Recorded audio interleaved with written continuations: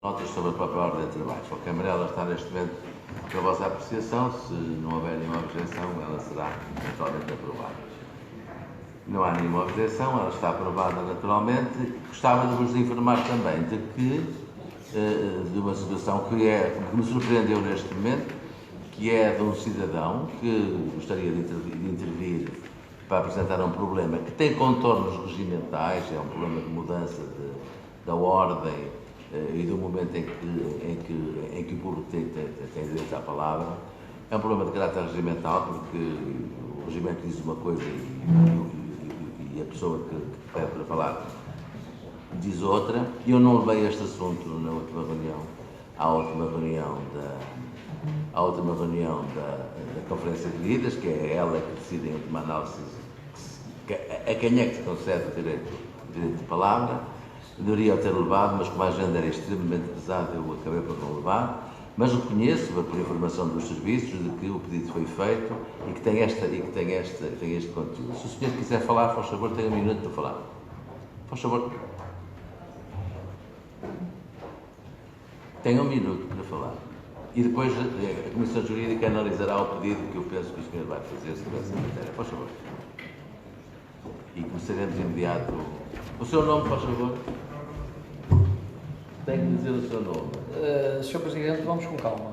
Primeiro, deixe-me chegar ao pódio. Eu chamo-me António Luís Fernandes Quintanos. Número fiscal 108, 124, 517. Primeira questão. Segunda questão. Tem a palavra. Segunda questão, um minuto não é um tempo. Tem a palavra. Ora, vamos tem a palavra. Vereadora. Tem a palavra. Tem a palavra. Começo por cumprimentar o Sr. Presidente da Assembleia Municipal, que está um bocado irado, espero que lhe passe. O Sr. Presidente da Câmara, que não está, mas estão os senhores vereadores. Portanto, para todos, muito boa tarde. Vou ler rapidamente, para ver se não ultrapasso muito um minuto, e então vou-vos contar o que é que se passa. Tudo começou em fevereiro último, devidamente inscrito, fui impedido de falar na reunião de Câmara Municipal. Em consequência, passei a ir a todas as sessões subsequentes. Para além de ser recebido com crispação pelo Sr. Presidente da Câmara, que recorre a miúda interrupções, inclusive a fazer ruído no isto assim, para eu não ser ouvido, a hora prevista no regimento, que é às 17 horas, nunca é cumprido. Para refletir, saliento que até junho de 2016 as sessões foram interrompidas às 17 horas para ouvir o público e depois retomados os trabalhos. Até 2016, 2013 e 2016. Nestas 6 vezes, já fui ouvido 23 minutos depois, 1 hora e meia, 2 horas, 5 horas e nesta última segunda-feira, 3 horas e 13, depois da hora regulamentar. Já me inscrevi 9 vezes e após vários boicotes consegui estar presente em 6. Salvo melhor opinião, estes subterfúgios estão a ser usados para forçar a não participação pública. Com base na análise das atas, em 5 anos e 6 meses da anterior coligação de Coimbra, 2007 a 2013, houve 126 participações públicas no Executivo. Neste mesmo período de tempo, a partir de 2013 e até a este mês de julho, houve 55 presenças no hemiciclo camarário. Pedi-lhes aos senhores que o senhor refletissem nesta questão. Eu analisei todas as atas a partir de 2007. Reflitam nesta questão. 126 participações contra 55 participações. Nestas 55 estão as minhas 6. Portanto, foram 49. No mesmo período de tempo, a partir de 2013 e até este mês de junho, houve 55 presenças de municípios da Câmara. Não esqueci que já fui lá 6 vezes. O que estamos a assistir é à destruição de uma relação entre o poder instituído e os cidadãos. Chama a atenção nesta crispação do Sr. Presidente da Assembleia Municipal hoje aqui. Repare. Portanto, todos os poderes devem ser sindicáveis e este é o órgão fiscalizador do Governo local. Apelo a todas as bancadas que recomendem ao Executivo que respeite os municípios e, interrompendo a sessão às 17 horas ou no início do período antes da ordem do dia, ouçam os cidadãos. Os senhores vão desculpar, mas têm muita responsabilidade. São os senhores que sindicalizam o poder municipal. Tenham paciência e não podem levar as mãos desta questão. Muito obrigado, Sr. Presidente, pela sua simpatia. Eu fico surpreendido pela sua simpatia. Muito obrigado, Sr. Deputados. Muito obrigado. Srs. Deputados, passando à nossa ordem de trabalho e algumas explicações de caráter técnico. Nós temos bastantes pontos, como naturalmente os senhores deputados conhecem, mas eu vou referir essencialmente ao ponto 3, que é sobre as questões da descentralização. E, digamos, um critério que acabou por ser seguido é este: nós temos um debate alargado para o ponto 3, relativamente a todos estes decretos-lei, aceitação ou não das competências criadas implícitas, de 1h30, e, portanto, faz-se um debate geral sobre isto. Os partidos, os deputados utilizam o tempo como entenderem, dentro daquilo que está estabelecido, e depois, terminado esse debate, naturalmente, no ponto 3, por 1h30 é bastante tempo. Também são cerca de 20 decretos-lei, portanto, também temos que acrescentar naturalmente ao tempo. Depois disso, então, faz-se a votação por um, naturalmente. Era isto que vos queria dizer.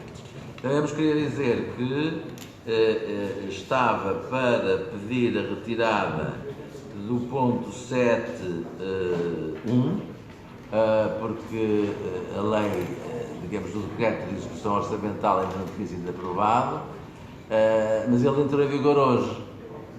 Ele entrou hoje em vigor. E, portanto, isso levanta a questão, se ele entrou hoje em vigor, aliás, concedendo-nos uma prerrogativa, que é, se quisermos, de poder, de conceder-nos direito de pronúncia até ao 30 de setembro. É uma novidade há minutos esta parte. Mas, de qualquer maneira, entrou em vigor hoje, portanto, nós estamos em condições de fazer a escolha. Os senhores presidentes de junta nos indicarem, nós votarmos, o representante das juntas no Conselho Municipal de Educação, que é uma das coisas que é prevista no Decreto-Lei 21.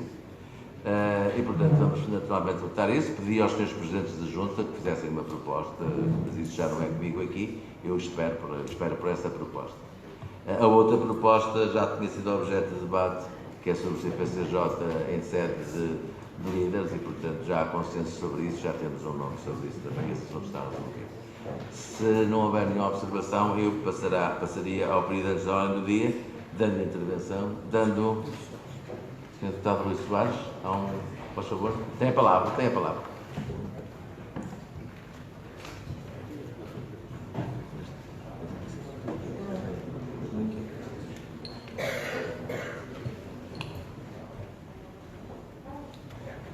Muito boa tarde a todos. Excelentíssimo Sr. Presidente da Câmara Municipal de Coimbra, passaram vários anos desde a publicação do diploma que cancelou a abertura de turmas de início de ciclo nas escolas de enquadrado de associação. Vários anos desta luta que a população da zona norte do nosso concelho começou para evitar um retrocesso civilizacional assinalável. Para que se distinguam as razões desta luta daquelas que outras populações travaram, é preciso contar resumidamente a história do INETS, Instituto Educativo de Souselas, que mostra inequivocamente a sua especificidade, que o Sr. Presidente não quis perceber que para não disputar razões com o Governo Central, e assim deixou a população da Zona Norte de Coimbra completamente desprotegida por si, por quem a deveria defender. Há muitos anos atrás, conforme qualquer cidadão pode verificar no Diário da República, no número 229 da segunda série, 4 de 10 de 1991, o despacho que referia o reconhecimento da educação como a primeira prioridade do Estado e previa expandir e modernizar a rede de infraestruturas do sistema educativo, de iniciativa estatal, municipal, particular ou cooperativa. Previa de forma clara e inequívoca a construção da Escola Preparatória Secundária de Souselas, Concelho de Coimbra, que viria em 1991 a ser confirmada pelo ofício 21.466 da então DREC. Mas, na realidade, essa escola nunca passou de um projeto, ficou apenas no papel. Aliás, como todas as escolas que estavam projetadas para o Distrito de Coimbra, só aquela, a prevista para Souselas, não foi construída. E é aí, em consequência de uma falha grosseira do Estado, que começa a história do INETS, construído por particulares, sim, mas na sequência de uma candidatura aberta pelo Estado português, tendo por isso, desde sempre, funcionado como regime de contrato de associação. Mas sabemos todos que nunca poderia ter sido de outra forma, pois a Zona Norte de Coimbra é uma zona pobre, sem condições sociais e económicas para a criação de um financiamento de um qualquer colégio privado pelas famílias dos seus alunos. O INETS, com um total de 503 alunos, à data do referido diploma, que determinou o fim dos contratos da associação, tinha 85 alunos no escalão A, 110 alunos no escalão B, prefazendo 38% de alunos com escalão, e tinha 27 alunos institucionalizados, onde um deles era o Éder, andou lá, e 68 alunos com necessidades educativas especiais. As 5 freguesias da Zona Norte de Coimbra, localizadas na sua zona natural de influência, freguesias de Souselas e Botão, freguesias de Trouxemil e Torre de Vilela e freguesias de Brasfemes, ainda se encontram fortemente fragilizadas com a perda com a perda de grande parte do seu parque empresarial e industrial, em particular nas últimas décadas, na qual o PS tem grandes responsabilidades por ter participado e dirigido grande parte do tempo da governação do Conselho, e o Sr. Presidente em particular, já que há várias décadas, quase intermitentemente, como vereador e como Presidente, tem assento no Executivo da Câmara. Aliás, à época do fim dos referidos contratos da Associação, era o INETS um dos maiores empregadores da freguesia e um centro de vida e de economia fulcral para a zona norte de Coimbra.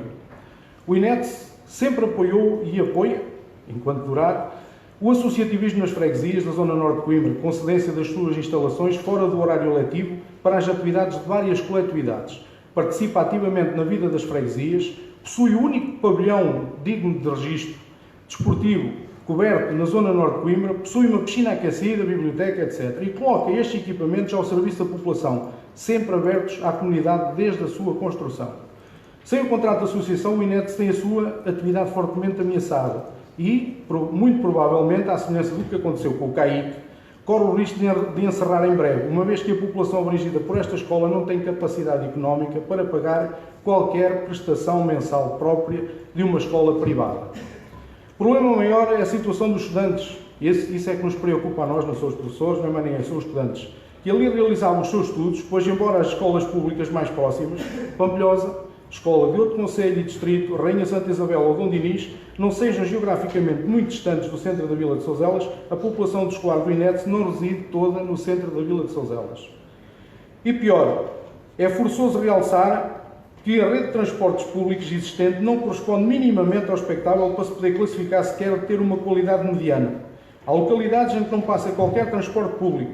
Internamente, na vila, não há qualquer transporte entre as várias localidades da freguesia, sendo as distâncias entre localidades obrigatoriamente percorridas a pé pela população, na maior parte dos casos sem passeios, sem segurança alguma. Aliás, é uma aventura enorme, em alguns sítios, andar a pé na freguesia de Souselas e Botão.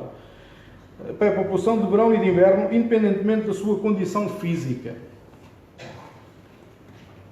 A morte anunciada do INETS irá levar a população a regredir quase 30 anos. E o seu dever, Sr. Presidente, era impedir que tal aconteça, é defender as populações, defender os municípios todos, em especial os mais desfavorecidos. Assim, o anunciado encerramento do INETS levará ao aumento do empobrecimento da zona norte de Coimbra, à falta de incentivo à implantação de novas estruturas, à falta de condições para os alunos destas localidades atingirem o sucesso escolar e, consequentemente, o sucesso profissional. O encerramento do INETS levará à transformação destas localidades em meros dormitórios da cidade, agravará o fosso social entre ricos e pobres. Isto não é socialismo, Sr. Presidente, é precisamente o seu contrário. As pessoas da zona norte de Coimbra têm deveres que cumprem, pagam impostos como todas as outras, mas, pela sua inércia, Sr. Presidente, aquelas pessoas não têm os mesmos direitos, designadamente o direito à educação. Nós estamos a defender o ensino privado, não é esse o tema aqui. Defendemos apenas a educação, nas mesmas condições dos restantes habitantes de Coimbra. Só isso, mais nada. Só queremos ter as mesmas condições.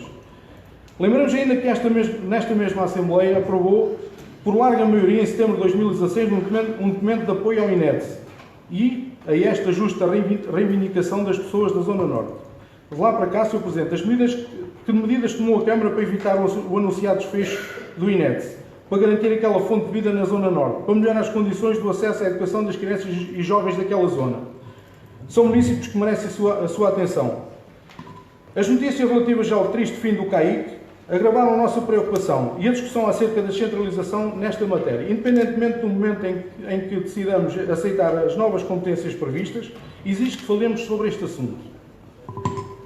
Não se esqueça de que nos disse, aqui mesmo no seu discurso do 25 de Abril, o senhor disse à população de Coimbra que estava disponível para falar com os eleitos representantes de outras forças políticas, isto é, com a oposição.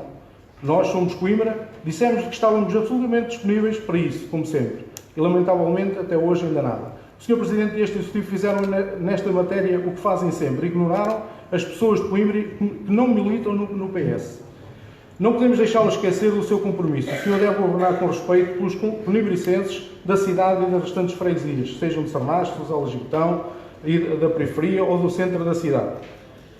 Isto implica falar também de transportes. Eu gostava de saber, porque acho que tinham muito a ganhar com isso, juntar os presidentes de junta, sobretudo os da periferia, que isto é um problema transversal a todas as juntas periféricas.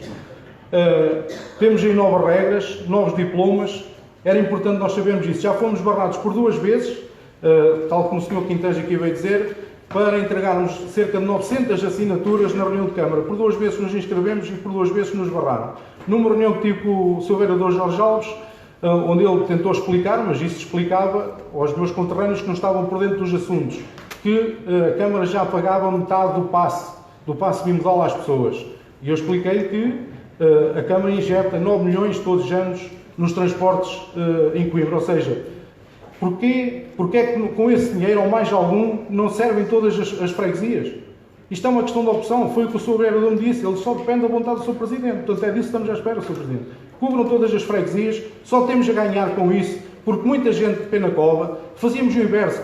Toda a gente fala na perda de pessoas, que é uma realidade que Coimbra tem tido nos últimos anos. Nós perdemos cerca de 100 alunos para a Pompilhosa. Quantos é que agora vão perder de Sernasco para Condeixa? Está a terminar o seu tempo, Sr. Deputado. Está a terminar. Estou a terminar. Portanto, era importantíssimo, de uma vez por todas, sentarmos todos à mesa e tentarmos definir estratégias por Coimbra. É para isso que cá estamos. Tenho dito. Muito obrigado, Sr. Deputado. Esgotou os cidadãos do Coimbra. Os cidadãos, não, o Somos Coimbra esgotou o seu tempo. Muito obrigado. Tenho a palavra o Sr. Deputado António Lopes.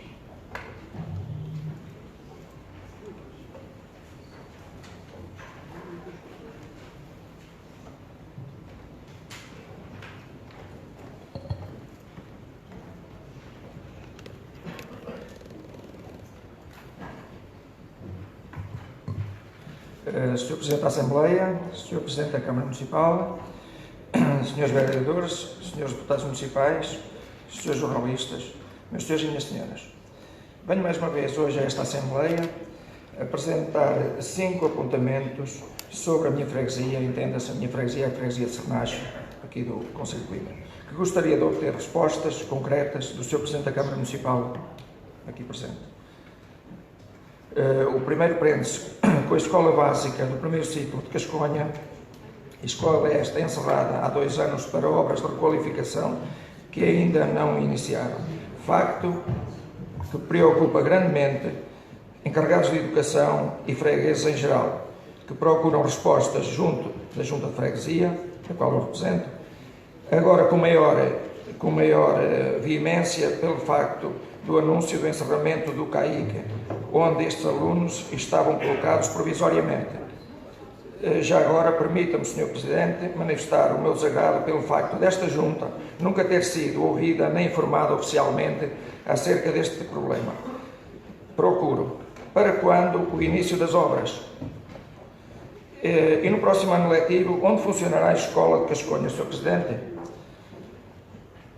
O segundo ponto prende-se com os contratos interadministrativos de delegação de competências da Câmara nas freguesias. Congratulamo-nos com a aprovação destes contratos para o ano 2019. No entanto, entendemos que não basta aprovar as obras. É necessário e urgente a entrega dos projetos para a execução das obras às freguesias.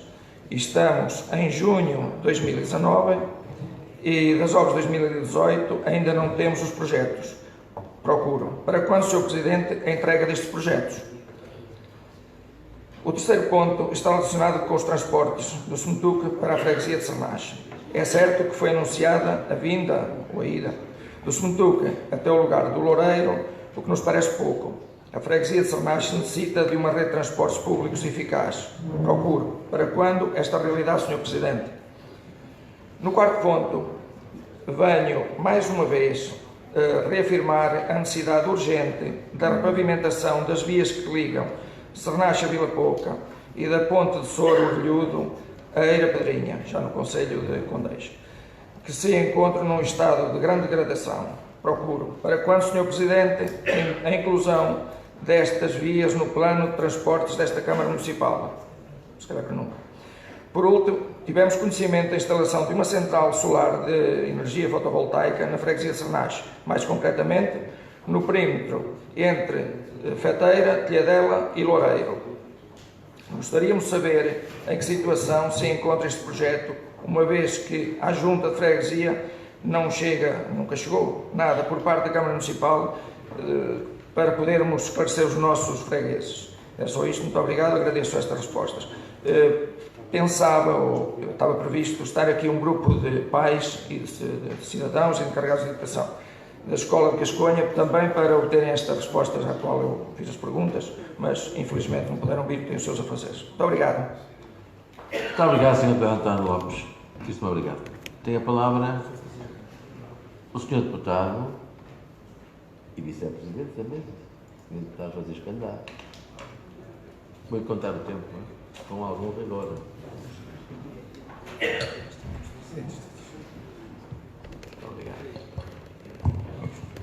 De forma sucinta, mas que procurarei ser perceptível, informo o seguinte.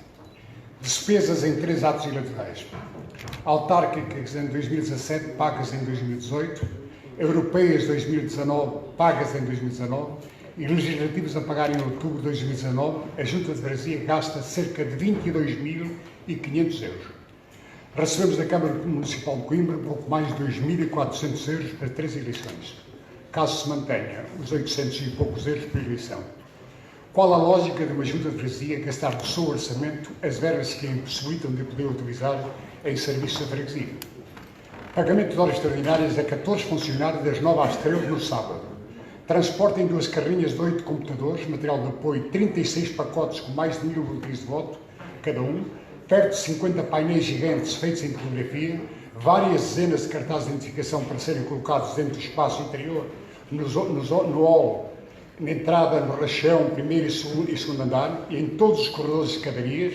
Nas paredes das 36 salas é preciso limpar toda a informação que se destina aos alunos e tapar tudo com a identificação relativa às mesas de voto. Transporte de 540 garrafas de água para serem distribuídas numa média de 3 garrafas por elemento de mesa durante o dia. 5 elementos de mesa por 36 vezes 5 dá 180. Se cada elemento beber 3 garrafas por dia, são 540. Ainda no sábado é preciso retirar as carteiras de 36 aulas, limpá-las e montar as mesas de voto e os biombos. Os funcionários da Câmara Municipal apenas deixam os biombos e as urnas. Depois da colocação dos computadores e da sua ligação à internet, montamos o telefone e preparamos a secretaria. Distribuímos os 36 volumes e material para as mesas de voto, de forma que não haja confusão no seu levantamento. Todo este trabalho é realizado de sábado, das 9 às 13h30, domingo das 7 às 24. 8 funcionários ficam na secretaria, 6 funcionários no exterior e interior da escola, em apoio direto aos eleitores. Começam às 8 horas, terminam às 19, quando fecham todas as entradas para o edifício. A partir daqui é necessário arrumar tudo o que se montou no sábado, o que acaba por volta das 23 horas. A seguir têm de levar a documentação das mesas de voto para a Câmara Municipal de Coimbra. Das 20h30 às 24 entram mais 2 funcionárias para limparem as salas e arrumarem as carteiras, a fim de poder haver aulas na segunda-feira. A escola cobra da presença dos seus funcionários desde as 9 horas às 13h30 de sábado e das 7h30 de domingo até ao final do ato eleitoral, uma média de 2.600 euros por eleição. Como as eleições autárquicas em 2017, pagas em 2018, gastámos no total, fatura da escola, 2.509. Total, 7.307, recebemos 812,58. Gastámos na última eleição das europeias 7.528,84. Já recebemos a fatura da escola 2.788,96. Ainda não recebemos nada. Falta saber quanto irá custar a eleição para as legislativas. Enviámos de forma discriminada todas as verbas gastas nas últimas eleições para o excelentíssimo Sr. Ministro da Administração Interna, Dr. Eduardo Cabrita, para o Sr. Presidente da Comissão Nacional de Eleições, Sr. Dr. Juiz Conselheiro José Vítor Soreto Barros, para o Sr. Presidente da ANAP, Dr. Pedro Cegonha, e para o Sr. Presidente da Câmara Municipal, Dr. Manuel Machado. Aguardamos a resposta. Muito obrigado, Sr. Deputado Francisco Andar.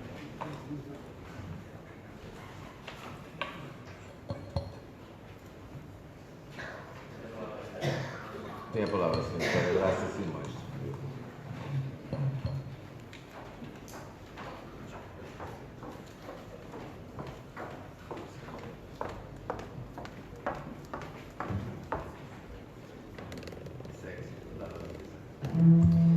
Excelentíssimo Sr. Presidente da Câmara, da Assembleia Municipal e restantes cidadãos e cidadãs. Antes de mais, manifestar a nossa inteira solidariedade com o cidadão que aqui esteve antes, a queixar-se do funcionamento das reuniões da Câmara Municipal e da sua abertura à participação dos cidadãos. Já passámos pelo mesmo, já reclamámos sobre isso mesmo e era tão simples, era apenas de facto fazer como se fazia antes de 2016, parar a reunião às 5 da tarde e ouvir os cidadãos na hora marcada. Esperemos que essa prática venha a concretizar-se. Depois, tenho aqui, para os meus 5 minutos, 5 questões. A primeira, maternidade. Sendo esta uma das causas que mais mobilizou o CPC, queremos partilhar a satisfação com a mobilização conseguida contra a determinação antidemocrática da sua localização na cidadela do ZUC, bem como com a abertura do Ministério para considerar a alternativa dos Covões, conforme afirmado pessoalmente pela Sra. Ministra, em reunião com a presença do nosso coordenador. No entanto, gostaríamos de ver também partilhada pela Câmara Municipal e por esta Assembleia a nossa exigência em que o estudo prometido seja célere e imparcial. Estando esta questão enliada em outra da mesma importância, que é a revalorização do Hospital dos Covões, num quadro global de gestão de equipamentos públicos de saúde, feita para servir com qualidade à população e não apenas interesses muito particulares e corporativos, gostaríamos que nos acompanhassem também na exigência de transparência quanto a todas as decisões nesse sentido, desde logo a administração do SUC, à qual não reconhecemos qualquer legitimidade para impor uma visão sem qualquer explicação ou escrutínio. Não será a transferência de competências na área da saúde a garantir mais participação e democracia nestas decisões, mas um posicionamento firme e comprometido das nossas instituições representativas, exigindo voz e respeito, porque fazem ou devem fazer eco da opinião dos cidadãos, e estas têm-se provado pelas 6.000 assinaturas da nossa petição de há um ano atrás e por outras iniciativas que temos continuamente desenvolvido junto das pessoas. Essas opiniões querem ser ouvidas, é claro, hoje. Segundo ponto, o plano de arborização. Na última Assembleia, aprovámos uma resolução que fez fé na existência de um plano de arborização e que instigava e responsabilizava o Executivo pela sua execução e pela sua prestação de contas.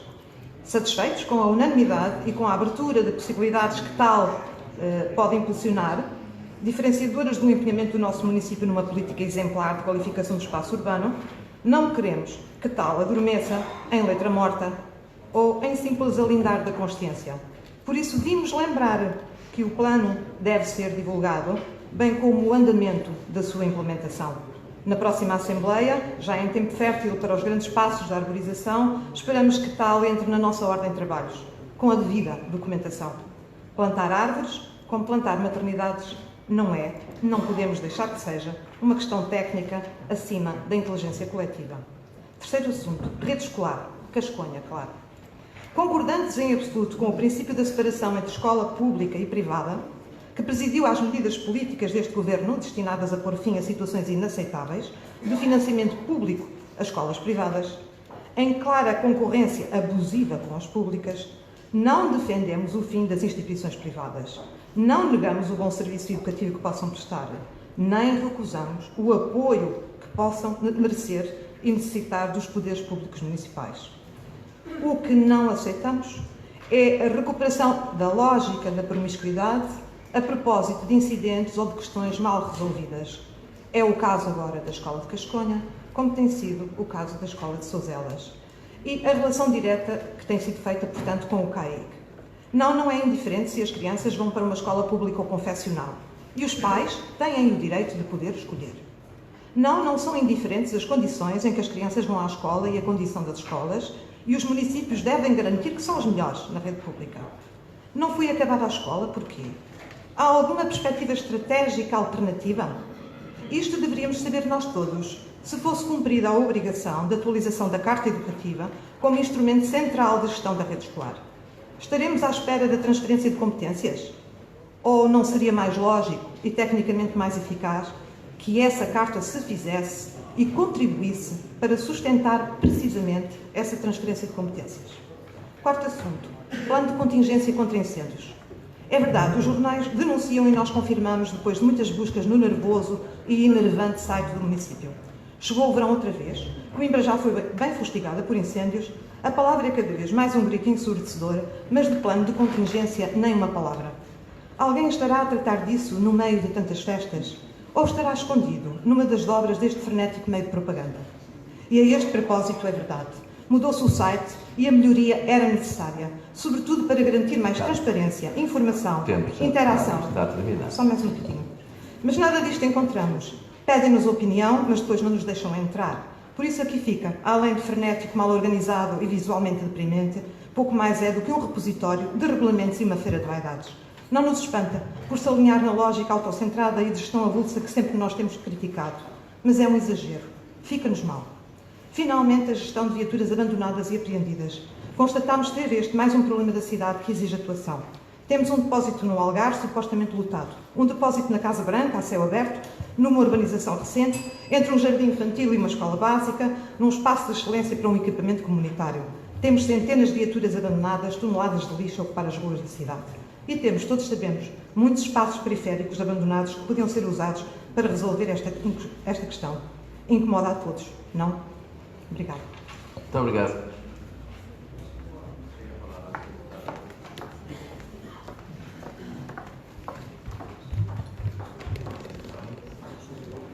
E segue. Cumprimento todos os presentes, na pessoa do Sr. Presidente da Assembleia Municipal. Inicio esta minha intervenção com um tema de importância fulcral para Coimbra, a futura localização da nova maternidade de Coimbra. Este tema tem gerado uma discussão que já não é nova. Só abrandou quando todos percebemos que o Governo não a incluiu no Orçamento de Estado. Para o CDS a posição é clara. Faça-se. Neste caso, a peça de entretenimento é PS contra PS. Uma encenação em que a Ministra da Saúde, Marta Temido, assume uma posição que permite ao Partido Socialista defender uma solução que colhe junto do eleitorado, defendendo a localização da nova maternidade no Hospital dos Covões. A moção aqui hoje apresentada pelo Partido Socialista, que registando-se a diligência ao enviá-la diretamente para o PS, não fazendo passar pelos serviços da Câmara Municipal de Coimbra, não passa de mais um capítulo desta peça. Lamentavelmente, não é para nós novidade aquilo em que o Partido Socialista tem transformado a saúde em Portugal e em Coimbra. Podíamos mencionar o caso do Centro de Saúde Fernão Magalhães, que devia ter visto as suas obras arrancarem em 2018 e até agora nada aconteceu. Mas, tristemente, são tantos os exemplos que uma sessão desta Assembleia Municipal não bastaria. Outro tema igualmente relevante para Coimbra é o IP3. Há um ano, dizia-se que, à beira de uma tenda e do IP3, que já se perdeu muito mais tempo do que o desejável. Hoje o que se diz perante as notícias que dão como final estimado das obras de requalificação do IP3 nunca antes de 2003. O Presidente da Câmara Municipal de Viseu sente-se toreado, afirmando que os sucessivos anúncios do Governo não são mais do que um logro. Resta saber o que sente o excelentíssimo Sr. Presidente da Câmara Municipal de Coimbra perante isto. Já se perdeu muito mais tempo do que o desejável, dizia-se há um ano.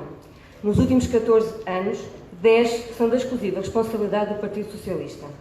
O IP3 já foi a Estrada da Morte, depois, com o contributo decisivo de António Costa, foi a Estrada dos Professores e agora, depois de tantos anúncios de um ritmo frenético, vaticina-se que passará a ser a Estrada Inteligente, com Wi-Fi e 5G. O CDS e os portugueses dão-se por satisfeitos se o IP3 deixar de ser uma estrada onde morre gente como tem morrido. Por fim, relativamente ao encerramento do Colégio da Imaculada Conceição, gostaríamos de saber se já existe, por parte deste Executivo Municipal, respostas para as questões, algumas delas já que foram levantadas antes de mim, nomeadamente a questão da EB1 de Casconha, que a situação da não realização das obras apoia numa situação insustentável e tenho medo que coloque em causa a manutenção desta escola no futuro, uma das maiores do agrupamento de escolas. Mas também nos preocupa saber se está pensada qual é a solução para o segundo ciclo para o ensino secundário e se está previsto o alargamento do Chutuca à freguesia de Sernás, como foi promessa na campanha para as eleições autárquicas. Com o Governo de Portugal empenhado em desvalorizar definitivamente Coimbra, sinalizamos ainda a situação do Instituto Nacional de Medicina Legal, onde o Governo parece estar disposto a entregar à irrelevância o único Instituto Nacional situado em Coimbra, cedendo a privados responsabilidades que nunca deveriam sair da alçada exclusiva da Justiça. Talvez seja por isso que o Instituto Nacional de Ensino Legal tem vindo a sofrer sucessivos e recentes atos de subtração da qualidade a que nos habituou. Nesta matéria há uma pergunta que fica por responder. Por que motivo o Instituto Nacional de Ensino Legal continua sem se mudar para as novas instalações no Polo 3 da Saúde, apesar de estarem concluídas há mais de 3 anos? Estará em marcha uma estratégia para matar um dos únicos institutos nacionais que não está sediado em Lisboa? Obrigada. Muito obrigado, Sr. Deputado. Tinha a palavra o Sr. Deputado Francisco Porreiro.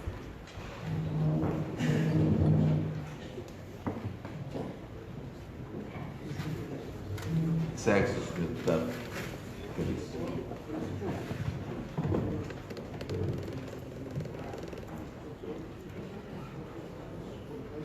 Sr. Presidente da Assembleia Municipal, Sr. Presidente da Câmara, Srs. Vereadores, Senhoras e Srs. Deputados. Embalado pela vitória nas eleições europeias de maio passado e pelo saldo orçamental positivo do primeiro trimestre deste ano, o Partido Socialista, não resistindo à euforia, apressa-se a prescindir do contributo dos 2 outros partidos da geringonça, imputando-lhes o propósito de quererem dominar o país e de lhes impor uma política de mão suficiente e realisticamente generosas, antecâmara de uma outra bancarrota com a dimensão daquela que os portugueses herdaram dos governos de José Sócrates. Mas estes aparentes e fugazes sucessos do governo não escondem ouropéis quase cotidianos, isto socorrendo-me de um verso de Álvaro de Campos. Das filas intermináveis e punitivas de acesso a repartições públicas, incluindo lojas do cidadão e da segurança social, da supressão de composições ferroviárias e de bancos das carruagens, do funcionamento rotativo das maternidades, passando pelo declínio do Serviço Nacional de Saúde, pela degradação do património edificado, pelo deficiente funcionamento do ruinoso negócio do Ciresp, culminando no mais que elevado endividamento do país e no tratamento preconceituoso e secundarizado que dá ao setor privado, que é um motor fundamental do desenvolvimento e do progresso, o governo do Partido Socialista, afinal, sentenciou os portugueses com uma pesada e efetiva pena de austeridade, até porventura mais gravosa do que outras, porque a austeridade geringonciana, imposta sobretudo pelas cativações, afeta gravemente o direito fundamental à saúde. E remetendo-nos ao governo autárquico de Coimbra, também aqui, por debaixo de uma certa retórica festivaleira, pré-eleitoral e distributiva de recursos a aplicar na requalificação de parques e jardins ou na aquisição de novos autocarros, aliás, medida que se saúda, o Executivo Municipal não tem razões especiais de que possa particularmente vangloriar-se. Eis até um punhado delas. O engodo da requalificação do IP3, remetida para as calendas gregas, o enguiço do sistema de mobilidade Coimbra-Lousã, uma certa humilhação pelas circunstâncias do encerramento do aeródromo de Serrache, a procrastinação da construção do novo Palácio de Justiça, quando para a cidade de Beja foi autorizada em maio a despesa para idêntico projeto, o impasse na construção do novo Centro de Saúde da Avenida Fernando Magalhães, a arrogância com que os senhores Presidente e Vice-Presidente da Câmara Municipal de Coimbra despacharam e maltrataram os esforçados trabalhadores do SMETUC, por ocasião da cerimónia de aquisição de novos autocarros. Enfim, o intrigante silêncio e ostensiva indiferença com que a maioria socialista assistiu ao encerramento ou quase encerramento de unidades de ensino privado com assento no Conselho, nomeadamente em Souselas, Almalaguês e mais recentemente em Sernache. O encerramento destas prestigiadas unidades de ensino, que prestavam relevantes serviços públicos às populações no meio das quais se inserem, com o cortejo de despedimentos de funcionários e docentes e preocupações para as famílias, se é motivo de gáudio para os defensores do endeusamento do que é público e só público, é pelo contrário, para os defensores da igualdade e dignidade dos setores público, privado, cooperativo e social, constitucionalmente consagrada, mais um prego cravado no núcleo essencial da liberdade de escolha em matéria de educação e de ensino e um reforço do pensamento único que certas franjas da esquerda socialista e a extrema-esquerda pretendem impor à sociedade portuguesa e que, por isso, abrem caminho a um ensino cada vez mais elitista, como recentemente, aliás, um estudo bem documenta. Mas, enfim, todos conhecemos bem como os atuais governantes em Lisboa ou em Coimbra reagem às notícias boas. Sentam-se de sorriso largo e pós de circunstância na primeira fila. Já quanto às más, confiam que o tempo lhes alivie os efeitos e caiam no esquecimento. Muito obrigado, Dr. Rodeiro. Tem a palavra o Sr. Deputado Ana Cabeça.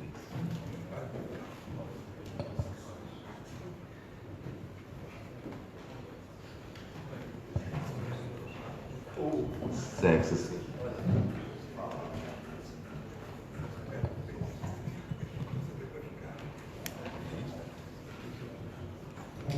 Senhores Presidentes, Senhores Deputados e Vereadores de Comunicação Social e Cidadãos, o Partido Socialista congratula-se com a decisão do Ministério da Saúde quanto a considerar a localização da nova maternidade e centro perinatal de Coimbra integrada no Hospital Geral, ex-Centro Hospitalar de Coimbra, Covões, como uma opção viável, a considerar em paralelo com a opção relativa aos hospitais da Universidade de Coimbra, causa com a qual o Partido Socialista está comprometido desde a primeira hora, a começar pelo Presidente da Câmara de Coimbra. Fica assim eliminado o enquadramento que nos foi vendido autocraticamente de a maternidade ser no ZUC ou o caos, ser no ZUC ou a morte, como se não fosse possível um consenso entre a decisão política que envolve acessibilidade, urbanismo, área financeira e direitos das populações e a decisão técnica que envolve garantia de cuidados adequados do Serviço Público de Saúde e segurança dos cidadãos. Esse mito foi abandonado, tal como deve ser abandonada a clandestinidade de estudos técnicos, mesmo que elaborados por autoproclamados suprassumos, onde passa a imodéstia, muitos se podem inserir académica e profissionalmente.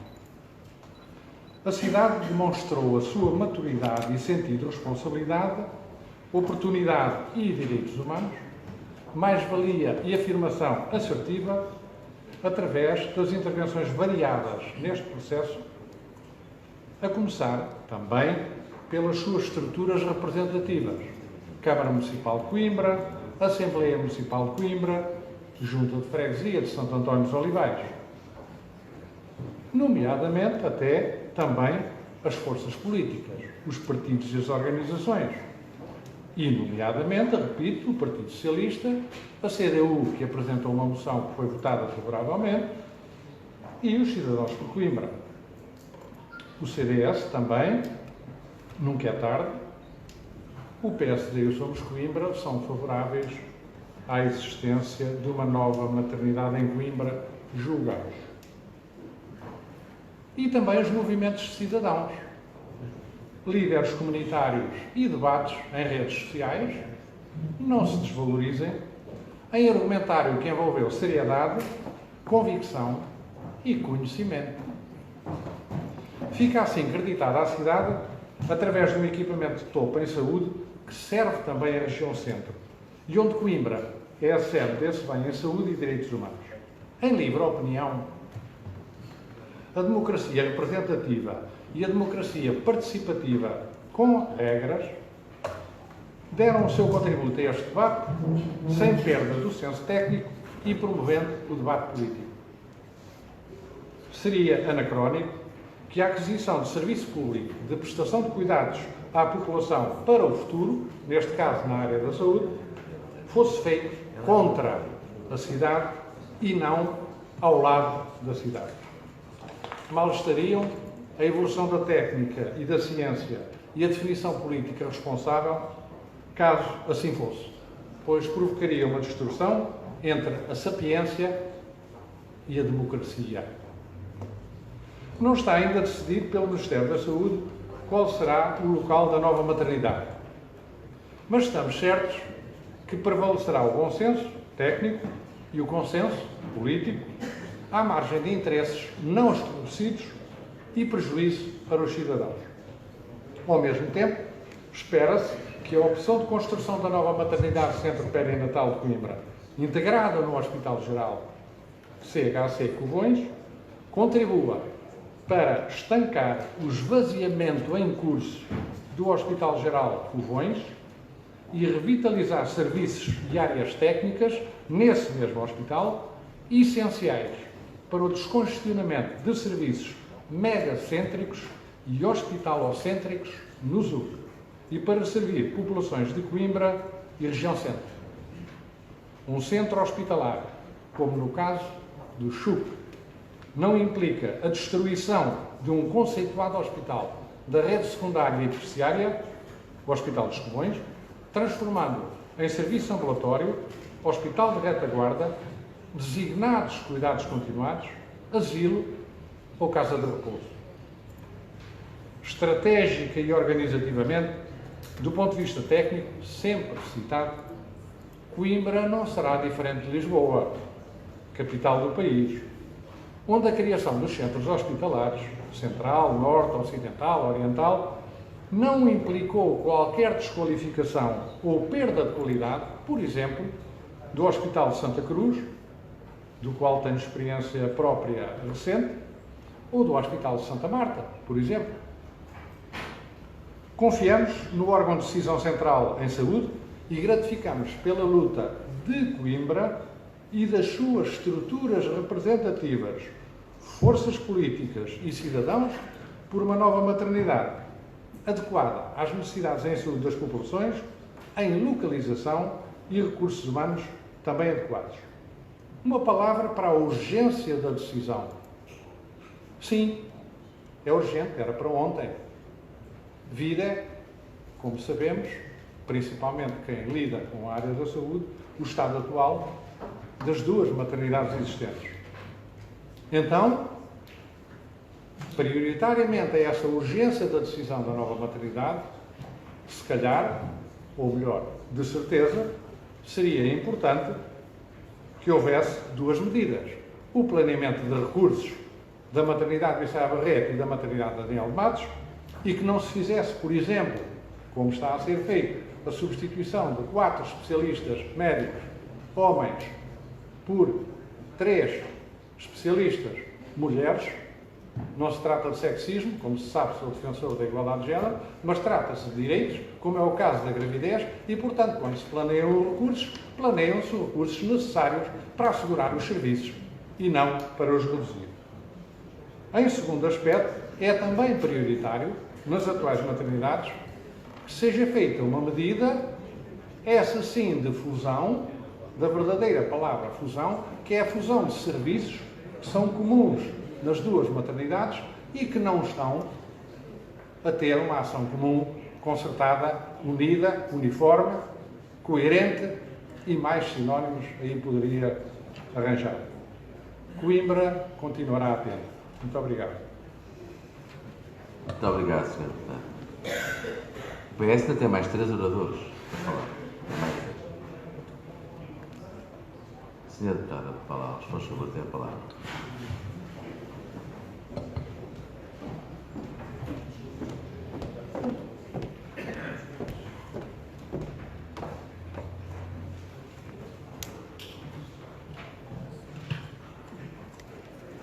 Senhor Presidente, senhores deputados, membros do Executivo, senhores jornalistas e digníssimo público, muito se tem vindo a falar sobre a nova maternidade de Coimbra e muito se tem escrito e muito se tem opinado.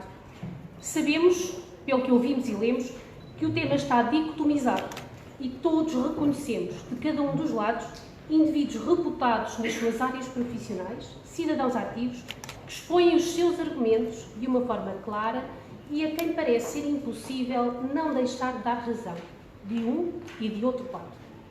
Compreendendo a relevância do tema, não podemos deixar de sentir que nos entretemos com esta questão da localização há tempo demais E não podemos deixar de sentir que esta questão se arrasta de estudo em estudo, desviando-nos do que é essencial e impedindo-nos de tomar decisões importantes para a cidade. Há 25 anos atrás, escolhi uma maternidade em Coimbra pela qualidade dos seus profissionais.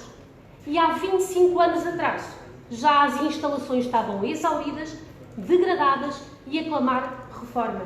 Há 25 anos. O nosso maior receio, o receio do PSD, é que este tópico impeça uma vez mais Coimbra de avançar. Assistimos ao próprio PS local a manifestar-se por uma determinada localização da maternidade. Este facto por si só deixa-nos perplexos. Não é o PS poder na autarquia, não é o PS, através de uma coligação, poder na Assembleia da República, não é o PS que governa Portugal. Então, tem ou não tem capacidade decisória? Espera por quem para tomar a decisão? Manifesta-se para os locais num mero exercício lúdico? Estamos nós, deputados do PSD, interessados na fase subsequente, na execução. E para isso precisamos tomar decisões estratégicas sem perdas de tempo. Que maternidade queremos para Coimbra? Queremos uma maternidade construída segundo as melhores recomendações técnicas e científicas? Queremos uma maternidade que espelhe a realidade de Coimbra em matéria de natalidade nas próximas décadas? E o que vai acontecer a Coimbra neste domínio nas próximas décadas? Já refletimos sobre este assunto. Coimbra envelhece a passos largos. É verdade que Portugal também envelhece, mas Coimbra tem vindo a assistir à saída dos seus mais jovens, que constituem família em locais de mais e melhores oportunidades e de melhores valências. Não voltamos a ouvir falar de uma forma clara no centro materno-infantil. É um centro materno-infantil que queremos ou isso é um modelo que já não nos serve? Queremos um projeto que reafirme a centralidade de Coimbra ou continuamos a assistir à afirmação de outras cidades nestas e noutras matérias? Ontem mesmo, num jornal local, uma peça revelava que a senhora Ministra da Saúde reconhece a necessidade de informar os coimbricenses sobre, e citamos, a estratégia do conjunto da rede hospitalar de Coimbra. Só um pouco, por favor.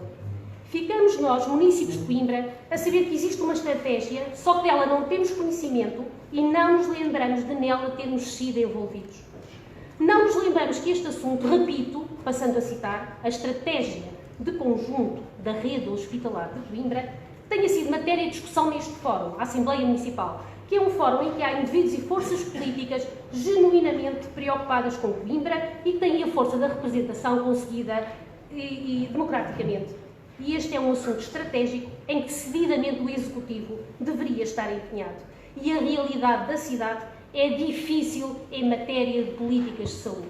Desde logo porque não temos camas de retaguarda suficientes para podermos enviar, transferir doentes de Coimbra para uma rede menos diferenciada, uma rede que possa acautelar indivíduos com capacidade de resposta, mas sem necessidade de complexidade de tratamentos.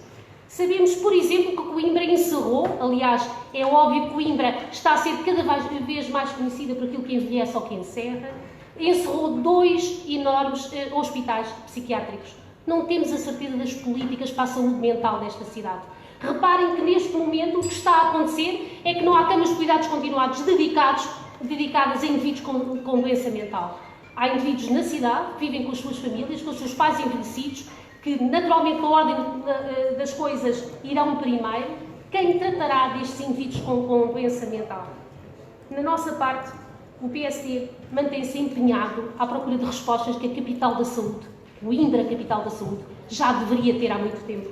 Sabe que há necessidade de agregar cidadãos a esta causa. Sabemos que existem cidadãos de enorme qualidade, provenientes de áreas empresariais, científicas, académicas e outras, capazes de fazer a diferença com o conhecimento técnico e com o bom senso que estas matérias exigem. Esta nossa intervenção de hoje pretende deixar tópicos para reflexão e encerra um apelo sério para que não nos deixemos aturdir com o constante, inconsequente e prolongado ruído, para que Coimbra não seja, uma vez mais, tarde demais. Muito obrigada. Muito obrigado, Sr. Deputado. Muito obrigado.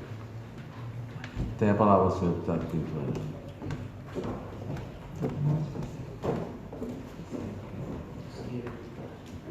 E segue-se o Sr. Deputado Rui Claro.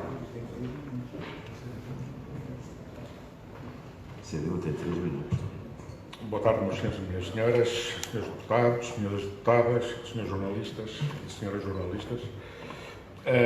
Eu gosto muito de ouvir quando nos apelam à reflexão, fundamentalmente por aqueles que exerceram o poder continuadamente e desbragadamente com responsabilidades brutais na decadência do serviço de saúde e hoje nos trazem os elementos da reflexão que nunca utilizaram quando puderam exercer. É uma pena.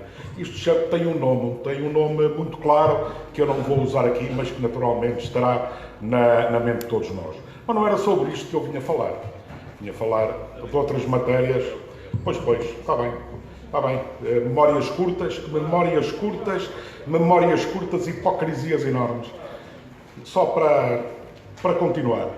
Não era disto que eu vinha falar, mas tem algo a ver. O quarto de hora académico e as obras da autarquia, ou melhor, as obras no concelho. Humanos que somos, tendemos a replicar os hábitos e tradições, as boas e as más, adequando-as aos nossos interesses. Aquela que agora trago à nossa reflexão é a do quarto de hora académico e a sua generalização aparente às obras e iniciativas que se projetam no nosso concelho. Aquele hábito coimbrinha disfarçado de cultura académica que serve para justificar o incumprimento dos nossos deveres, de pontualidade no caso, e ser uma justificação à nossa disposição, para validar os nossos atrasos, esquecendo que por eles terceiros são afetados.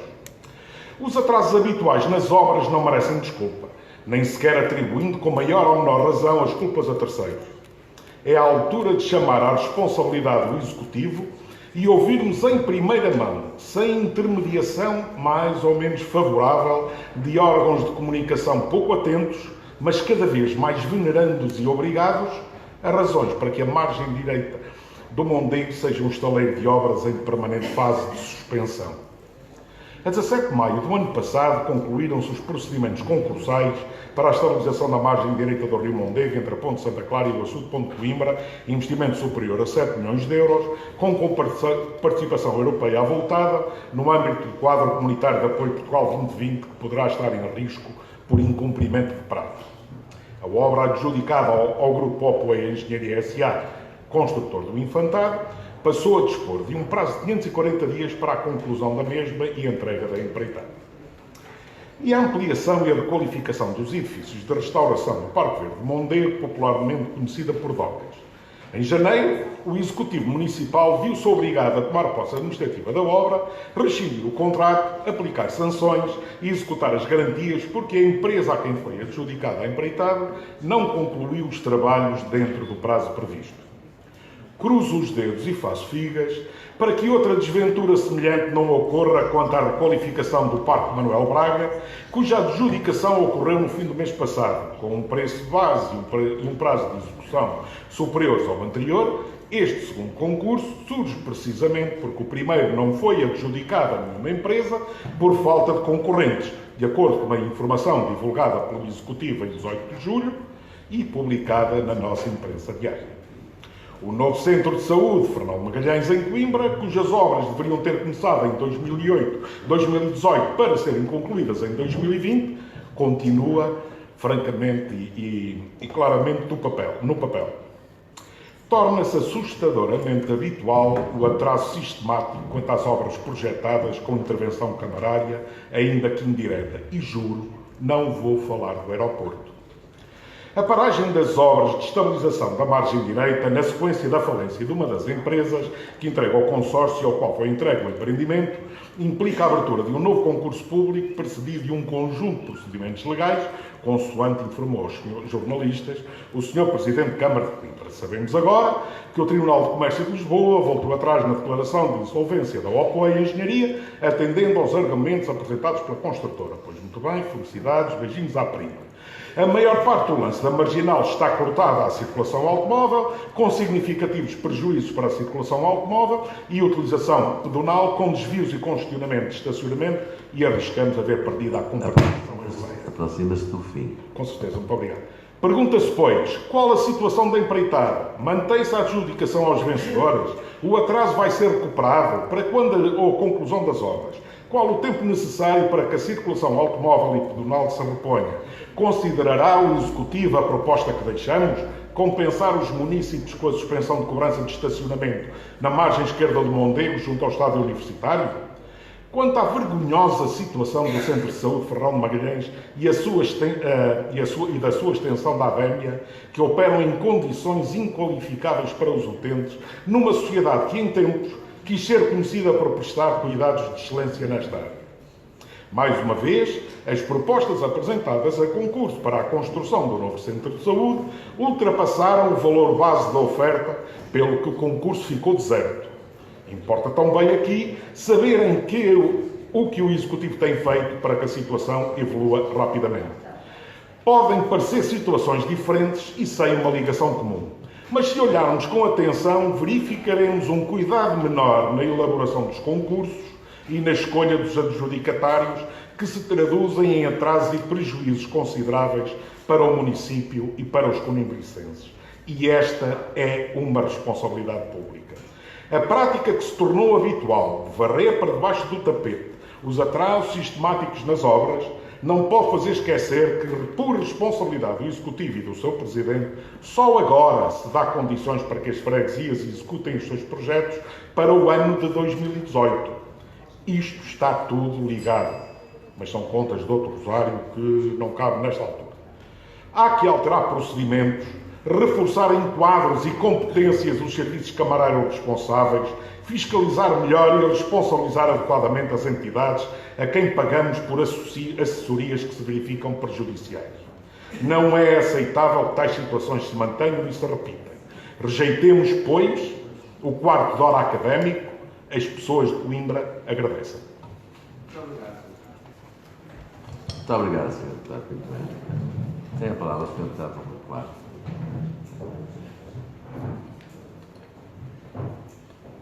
E segue-se o Sr. Deputado António Correia.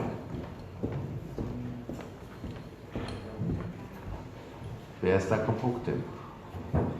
Tem que ser solidários uns com os outros. Muito boa tarde, Sr. Presidente da Assembleia, Sr. Presidente da Câmara, demais presentes. A bancada do PS na Assembleia Municipal de Coimbra vem congratular o Executivo Municipal e, em especial, a Administração de Xuntuc pelo notório esforço e aposta clara e bem-sucedida em reforçar as linhas de autocarros que servem o nosso concelho. Veja-se, meramente a título de exemplo, a linha 7 e 7T que passam a efetuar percurso pelo Hospital Pediátrico, ou a linha 29 que vê a oferta reforçada com mais horários disponíveis, ou ainda a linha 32 em que se adequou melhor o horário dos alunos ao horário dos alunos da Escola Dom Duarte, atrasando o horário 5 minutos, entre muitas outras medidas que têm vindo a ser tomadas neste desígnio. Os Xuntuc irão criar este ano 5 novas linhas e, para tal, deixamos aqui uma palavra de incentivo ao Executivo, ao qual manifestamos o nosso total apoio na opção tomada de aquisição de mais autocarros, desde os autocarros elétricos já em circulação no último ano, aos autocarros elétricos, entretanto, adquiridos para entrar em funcionamento no próximo ano. A estratégia, e a este ponto, acho que o PSD hoje veio aqui, pelo notável tribuno e nosso colega Dr. Rodeiro, reconhecer o esforço que o Executivo tem feito na dotação do Xuntuc de melhores condições para poder assim melhor servir a sua população. A estratégia passa igualmente pela aquisição de 5, 6 autocarros usados para fazer face ao aumento de procura de passageiros decorrente do benefício concedido nos diversos bilhetes e passes ao abrigo do parte. Preocupa-nos, por um lado, nesta questão do Xuntuc, a falta de memória de certos movimentos político-partidários e, por outro, o triste espetáculo oferecido à cidade ao fazer crer que um painel alusivo ao município serve para esconder autocarros parados ou fora de circulação por falta de manutenção. Não corresponde à verdade. E por isso aqui afirmamos, é a altura da oposição deixar aquilo que tem sido a sua senda de crítica fácil e propostas zero. Propostas construtivas para conseguirmos fazer melhor. Caros deputados, a mudança existente nos transportes de Coimbra, desde que o PS conduz os destinos do município, está à vista de todos. Não está escondida, como alguns querem fazer crer, com populismo e demagogia. A aposta na renovação da frota, mais ecológica, mais eficiente e em maior número, é uma marca do PS nesta gestão. E não desejamos voltar ao calvário em que os transportes viveram durante a gestão PSD, CDS e PPM, com um manifesto de investimento em toda a linha. Esta gestão socialista demonstra efetivamente a preocupação em adequar a oferta à procura, ouvindo passageiros, mas também os trabalhadores, que acabam por ser a melhor porta de entrada para sugestões e, certamente, por vezes, também reclamações. Os trabalhadores são a imagem deste serviço público prestado pela Câmara. Isto leva-me ao ponto seguinte, pois não posso deixar de tomar nota das recentes notícias sobre a reivindicação da reposição de carreira dos motoristas. Situação esta que não pode deixar de preocupar esta bancada parlamentar. Neste campo, não podemos ser permeáveis a agendas políticas de movimentos ditos espontâneos e a vaidades pessoais. Preocupam-nos as condutas erráticas e suscetíveis de constituírem ilícitos contranacionais e disciplinares de trabalhadores do Chuntuc recentemente noticiadas, porquanto entendemos não ser esse o caminho de consenso e progresso desejado, e porque em nada resolve os problemas já identificados. Vejamos, a reivindicação é legítima e o PS está desde o primeiro momento na linha da frente na defesa da reposição, da igualdade e equidade salarial dos assistentes operacionais, os chamados agentes únicos de transportes coletivos, comparando com trabalhadores que efetuam igual trabalho, por exemplo, no Porto ou em Lisboa. Com a transição para o novo regime de vinculação de carreiras e de remunerações dos trabalhadores que exercem funções públicas em 2008 e 2009, os trabalhadores que entraram na carreira posteriormente em 2009 foram efetivamente prejudicados. Disso não há dúvidas. Mais uma vez é preciso ter memória e relembrar as declarações públicas do Presidente da Câmara Municipal em setembro de 2017. O Executivo liderado por Manuel Machado tem vindo há muito a defender a reposição da carreira e continua o trabalho político necessário para a resolução do problema, ao contrário de outros que chegaram agora e aproveitam apenas a oportunidade para criticar e promover-se. Mas é preciso relembrar a firme posição tomada em novembro de 2017, quando o Presidente do Conselho de Administração do Chuntuc acompanhou a Comissão de Trabalhadores a uma audição da Comissão Parlamentar de Trabalho na Assembleia da República, onde teve a oportunidade de expressar a posição do município liderado por Manuel Machado e reforçar o empenho na resolução da carreira dos motoristas.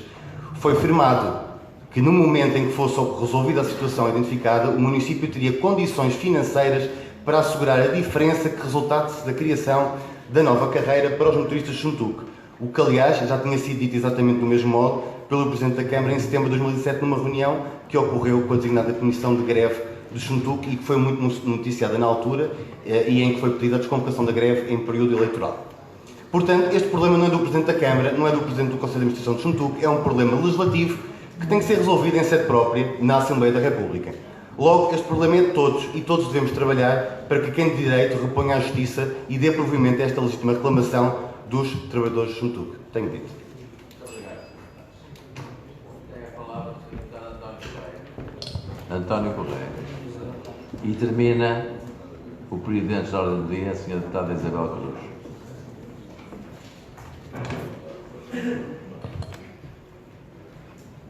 Boa tarde. Cumprimento todos os presentes na pessoa do excelentíssimo Presidente desta Assembleia, Dr. Luís Marinho. Quase todos os dias somos brindados por alguns ilustres locais que fazem questão de nos jornais afirmar coisas tais como a Câmara é incompetente para fixar e atrair investimento em Coimbra, ou revela-se hoje uma cidade, Coimbra revela-se hoje uma cidade profundamente decadente aos olhos de quem a visita e para os que nela habitam. Discordamos por completo e em resposta a estes poderia vir aqui falar do apoio financeiro por parte desta Câmara a associações culturais do Conselho, que em 2019 vai ser superior a 160 mil euros, ou ao apoio aos atletas que pretendem ir aos Jogos Olímpicos de Tóquio no valor de 41 mil euros, das obras de qualificação do Largo de São Salvador, Rua da Ilha, Rua Guilherme Moreira, Rua José Falcão, Travessa da Trindade, Beco da Pedreira, Largo Hilário, enfim, um pouco por toda a alta, baixa e margens do Mondego. Também da abertura de concurso público à construção da pista municipal BMX, da partida do Rally de Portugal pela primeira vez de Coimbra, do investimento, já aqui falado, realizado no Chuntuc em transportes 100% elétricos do ambiente, etc. Mas o que me traz aqui hoje são outros assuntos. Primeiro, a Feira Cultural de Coimbra, que decorreu no Parque Manuel Braga, 31 de maio a 10 de junho, contou com 200 expositores. Foi notório que se tratou de um evento que envolveu e cativou a nossa cidade. Foram dias de excepcional oferta cultural diversificada, onde se cruzaram áreas como a literatura, o artesanato, a gastronomia, a música e as artes plásticas, onde com um programa de animação dinâmica dirigido a diferentes públicos de todas as idades e gostos culturais, podemos afirmar, sem qualquer dúvida, que esta 6ª edição da antiga Feira do Livro, que se realiza há já 43 anos, foi a melhor feira cultural de sempre de Coimbra, apenas com um investimento de 250 mil euros, num formato criado por este Executivo que se revela, uma vez mais, uma aposta ganha. Segundo, investimento por parte do município de Coimbra de cerca de 1,5 milhões de euros na manutenção e requalificação do mercado Dom Pedro V. A modernização e dinamização do mercado prevê a implementação de novas dinâmicas de funcionamento, como a instalação de postos fornecedores de refeições e de uma zona central comum com meios. Este projeto inclui a criação de uma praça de restauração na área central do primeiro piso, onde serão também instalados espaços de encontro para pequenas feiras temáticas e eventos de animação e outro dirigido aos produtores agrícolas. Considerado um espaço âncora da Baixa de Coimbra, o mercado vai ainda ganhar um condomínio criativo, com 3 espaços amplos para lojas, ateliês e cowork, e um mirador na antiga Casa dos Francos, que vai constituir um espaço exterior. Estamos seguros que vai certamente rivalizar com os melhores mercados que todos conhecem, como por exemplo o Mercado de Capitolica em Lisboa ou o Mercado de São Miguel em Madrid. Terceiro, as festas da cidade de Coimbra 2019 vão animar a cidade a partir da manhã, 29 de junho, a 7 de julho, mais uma organização da Câmara Municipal de Coimbra, com um programa de qualidade, um cartaz 100% português, para todos os gostos e idades, que envolve também os agentes culturais e desportivos concelhios, numa festa que celebra a cidade de Coimbra e que desde já incentivamos todos os coimbrenses a desfrutar. Bem, para terminar a minha intervenção, relembrar a esses ilustres o que é desenvolvimento económico. Desenvolvimento económico é o processo pelo qual ocorre uma variação positiva das variáveis quantitativas, por exemplo, o crescimento económico, acompanhado de variações positivas das variáveis qualitativas, tais como melhorias nos aspectos relacionados com a qualidade de vida, educação, saúde, infraestruturas e profundas mudanças da estrutura socioeconómica. Isto é, o crescimento económico difere do desenvolvimento económico em alguns aspectos, pois enquanto o crescimento económico se preocupa apenas com questões quantitativas, como por exemplo o produto interno bruto, já o desenvolvimento económico aborda questões de caráter social, como o bem-estar, nível de consumo, índice de desenvolvimento humano, taxa de desemprego, analfabetismo e qualidade de vida, entre outros. Por isto, resta-me dar os parabéns a todo o Executivo, liderado pelo Presidente Manuel Machado, por continuar a potencializar o desenvolvimento económico da nossa cidade, valorizando cada vez mais e melhor Coimbra. Muito obrigado, Sr. Deputado António Correia. Tem a palavra a Sra. Deputada Isabel. Para finalizar o ponto antes da ordem do dia.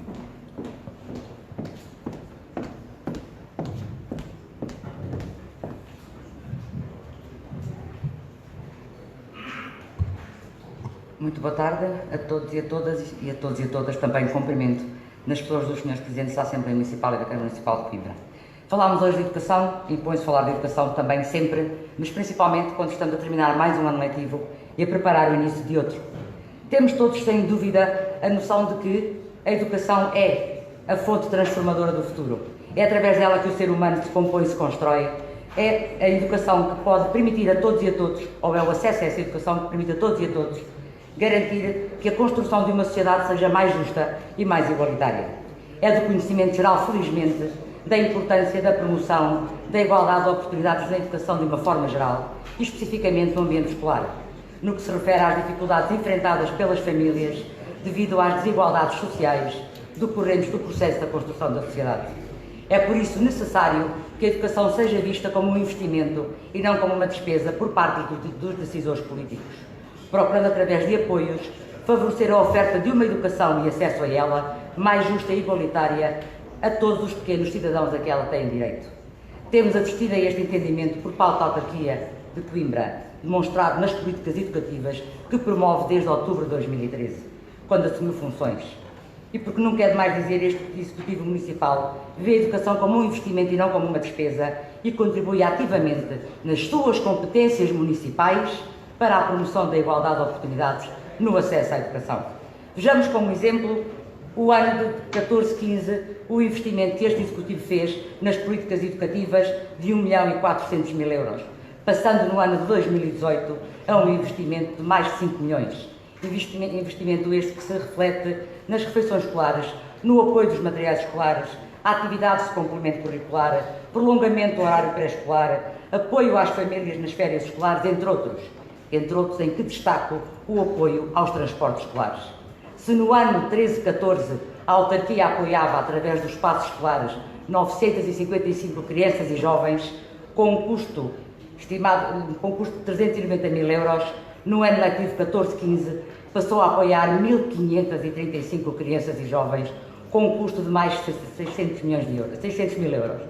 Com a medida tomada pelo Executivo em relação ao benefício dos espaços escolares, para a distância mínima de 2 km entre a residência dos alunos e o estabelecimento de ensino frequentado, indo para além dos 3 km exigidos por lei, e apoiando deste modo muito mais famílias e evitando a muita tendência que existe para o abandono escolar, tendo reforçado no início do ano letivo 15-16 este apoio com um financiamento a 100% aos estudantes do ensino secundário.